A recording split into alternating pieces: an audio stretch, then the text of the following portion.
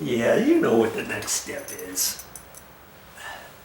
I'm gonna hold this over, and I think I'm gonna make it a whole, whatever width this is, this little edge right here, I think I'm just gonna make it that far. And it looks like, wow, it looks like 1/8 of an inch. That might be almost too much. Okay. So, see if I hold it right. Oh, let's see here. Right like that. I think that's where I need to have it. Man, I'm gonna have to push it over quite a bit.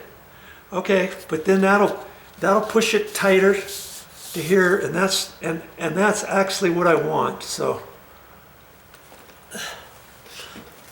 I think that's what I want to do. And oh, I don't know, maybe I should mark it.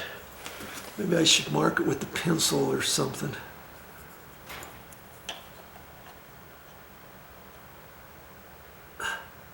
Oh, that's not where I want it. And so I'm going to make it back a little bit from there. Because 1/8 of an inch, that might actually be too much. Okay? Because then I don't want to get it so this is perfect flat. If I have to adjust it, I can still adjust it with that. And speaking of adjustments, hey,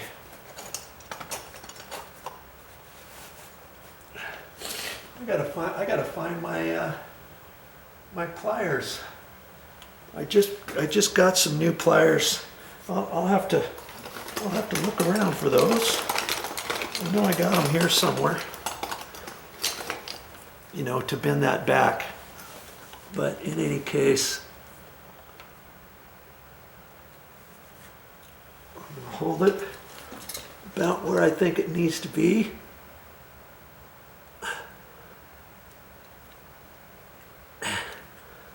Wow. Okay.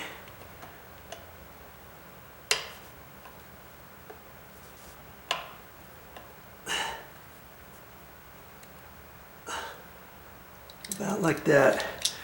I'm going to take my sharp sheetrock knife blade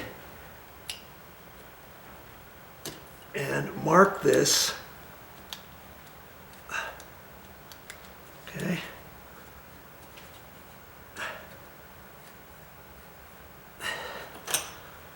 All right. And what I could do is actually score it further. I used to cut these out, you know, with my chisel, and I probably still will, but I can score it like that first, you know, right along where I think it needs to be. And I've got a 1/4 inch chisel. See how small that is? Look at that. It's kind of a long one. I generally like the ones that are a little bit shorter, then I have more control. But I try to use the small one for stuff like this to get the curve. You know what I mean? Because I had some other chisels. Here, I got a chisel set at the store, and it was 1/2 inch, 3/4, and 1 inch. But see, the 1/2 inch is actually too big to try to curve that around. Do you see what I'm saying? And I ended up buying these. These aren't as nice as the other one. This whole set here was about $10. That's it. And but this and I don't know what brand it is or anything. I bought it as a set, but this DeWalt, it's got a nice end on it, and this is that 1/4 inch one. This cost me $14, just this. And but there's every once in a while where I will need a 1/4 inch, and usually it's for things like this. Okay, and actually going around that curve, I could just use the tip and push in, you know, from where it is.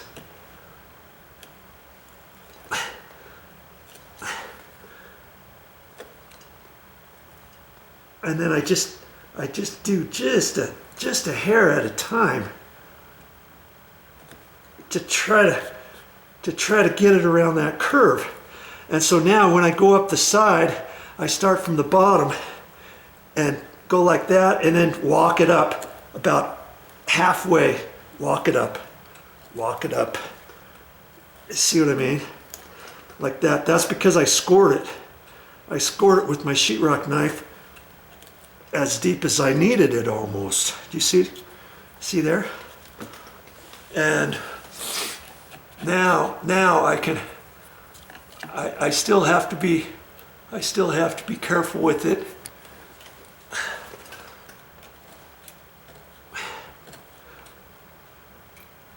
If I think I need to shave off just a little bit, I just start from one end and go up. And see, I didn't use my hammer really at all for that. And I pretty much got it. Now I can hold that up there and see what I need to do. I wish I had a little bit more light there, but I don't. I don't know what. There we go. Okay.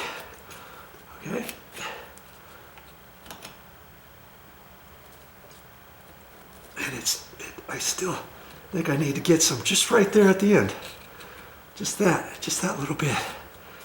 That's looking mighty nice. Okay. And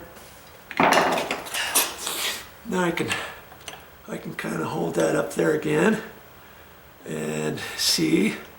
I think I'm gonna do just a little bit more down towards the bottom, down here.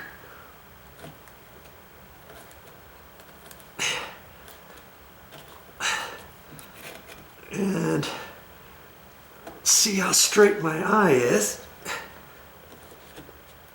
There, that's better. Okay, so far so good. Okay, now I gotta grab my pliers and I'll be right back to show you the next step. Oh, good grief. Have you ever bought something at a hardware store and got home and you couldn't find it, only to realize you left it in the shopping cart, and somehow you unloaded everything else out of the shopping cart except the pliers that you had up on top or something?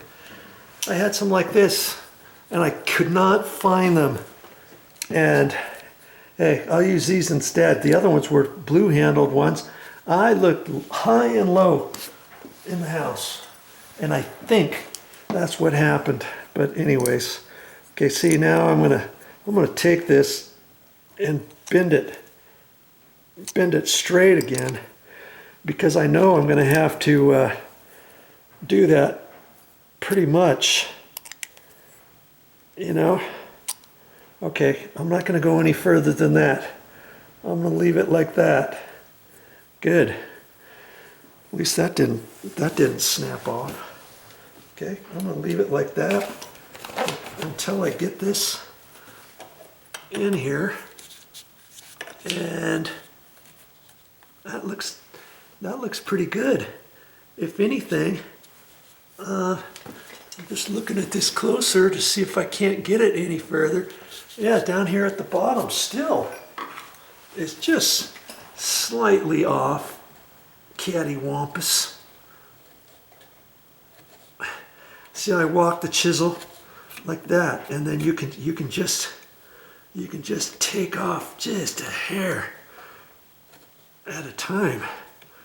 That's the one good thing about this long handle, because it gives me a lot of torque to push on it. I used to have one like this, a little shorter, and I liked it because I could hold on to it easier as I was tapping. This one's a little bit harder to do that, but I can see that I can push on it more with this handle.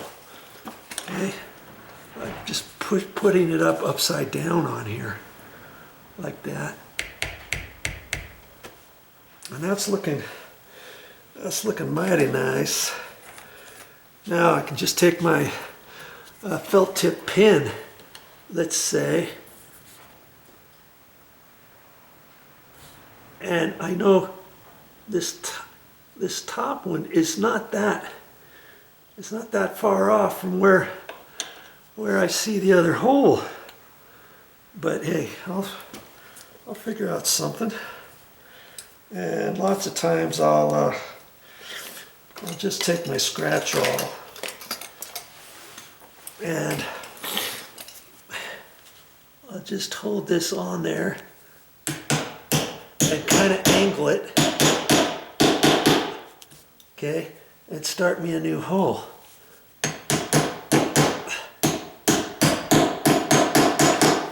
Like that. And I used to then screw it in, but I don't like doing that now. I just take my drill with a tiny bit on there and drill it. I'm going at a slight angle so I don't hit into the other hole. And if I had some toothpicks or something, I could kind of tap them in there in the other, but because I was using the long screws, they should go in right where I need them, right to where I need them. Okay.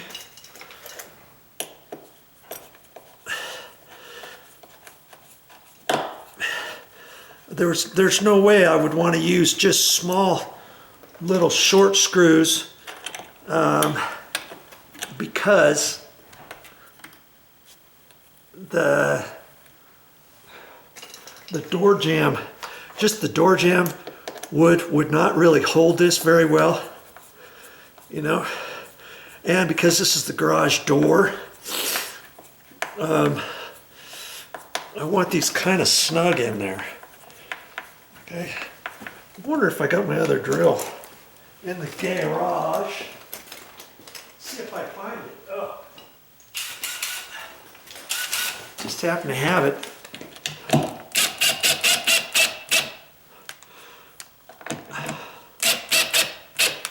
And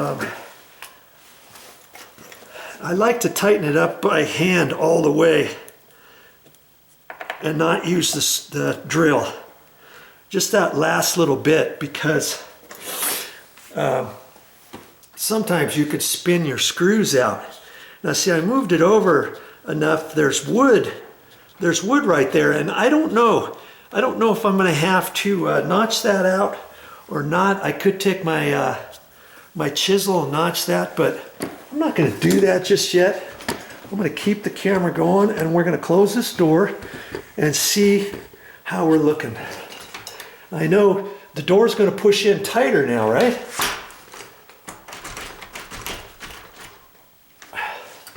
See, I could have almost gone a little bit more, but I've gone quite a bit.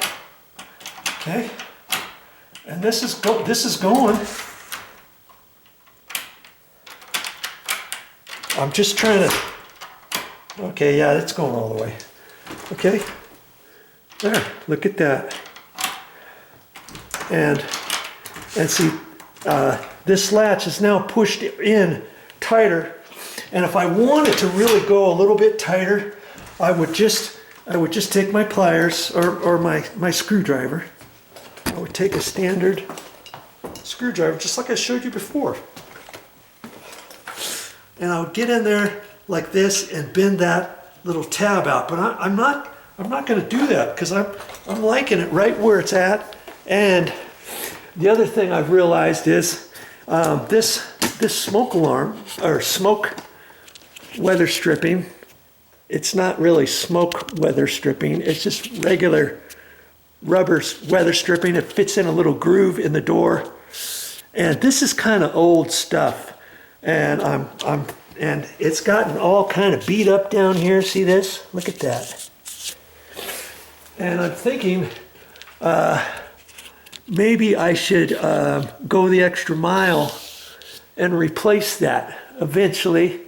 Soon, next time I'm at the hardware store, I can get some of this. And I've got a short piece that I could use for the top that's brand new. So I get 2 new pieces, and that stuff is a little bit fatter and it's going to be a little bit springier because this stuff here is 17 years old.